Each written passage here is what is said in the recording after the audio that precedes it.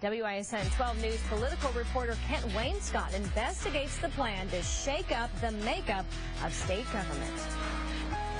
They date back to the dawn of Wisconsin government, but now the future of the offices of State Treasurer and Secretary of State may be in jeopardy. We're the only state that has this phobia about the Secretary of State and the State Treasurer. In the push for smaller government, we lost sight of efficient government. I just can't justify having those positions anymore. State Representative Michael Schraw of Algoma is introducing bills that would change the state constitution to do away with those two offices. Are we just going to keep that position as a symbolic position so that, you know, we can say we have a treasurer and a secretary of state when they have no responsibilities? I just don't think that that's being prudent and responsible with taxpayer money. Each of the office holders earns an annual salary of more than $68,000, and the treasurer's office has been trimmed to a 4-person staff, while the Secretary of State staff, which once was 50, is now 5.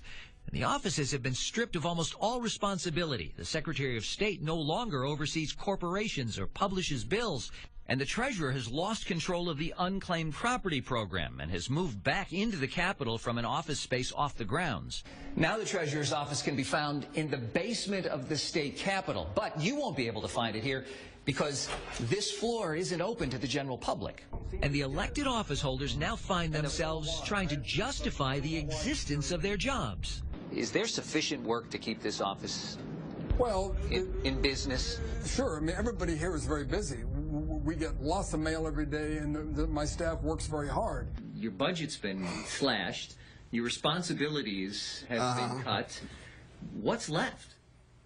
Well, we continue to promote the unclaimed property program. And by the way, and that puts Schuler in an interesting position. It is difficult given the fact that I ran on trying to eliminate it. Elected in 2010 on an unusual pledge to do away with the treasurer's office, Schuler is now fighting to save it. We are wasting 2 accountable elected statewide officials with really very little to do, and they would be serving the public so much more. Those responsibilities have been stripped, so it really is accurate to say that they really don't do anything. State constitutional expert Kenneth Mayer says, in principle, having the responsibilities of those offices in the hands of elected officials rather than appointed department heads makes sense. The original reason for having these substantive offices that were elected was to disperse power. Given the way that the offices are currently constructed, there isn't really a compelling reason to keep them around.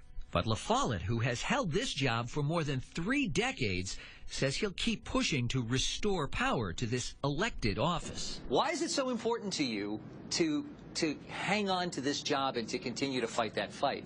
Because the fight should be fought.